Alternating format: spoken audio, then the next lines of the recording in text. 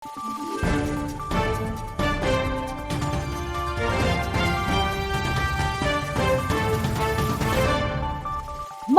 araw, Pilipinas! Ito ang Valiente News hatid sa inyo ng Office of the Vice President.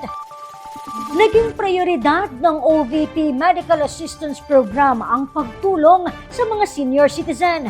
Noong nakaraang taon, isa sa mga naalalayan ng programa ang 71 taong gulang mula sa Quezon City. Kilalanin natin siya sa ulat ni Brian Latasa.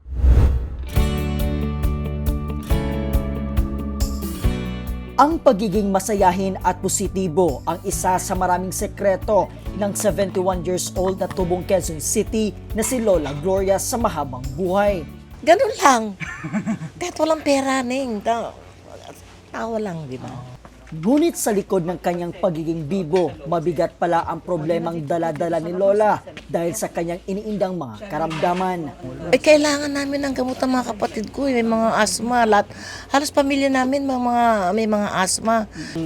Ako naman, sakit sa puso naman, enlargement ako. Kaya nag-ano talaga ako, nag-maintenance na ako.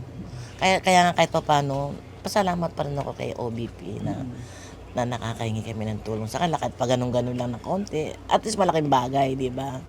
Dahil hirap si Lola sa pang-maintenance, inilapit niya sa tanggapan ng pangalawang Pangulo sa Mandaluyong City ang mga kinakailangan niyang gamot. Di naman nabigo si Lola dahil agad siyang tinulungan ng tanggapan ng pangalawang Pangulo. Good morning po, Vice President.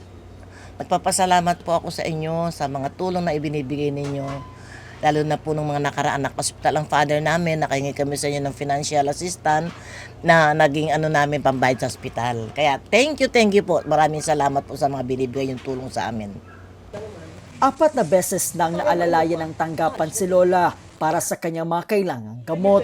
Mula po dito sa Quezon City, ako po si Brian Latasa, ang lahat para sa Diyos, bayan at pamilyang Pilipino. Valiente News.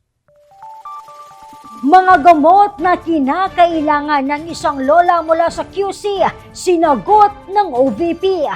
Yan at marami pang mga balita dito lamang sa Valiente News. Ako si Claudette Loreto para sa makabuluhan, naninindigan at matapang na mga ulat at impormasyon. Maraming salamat.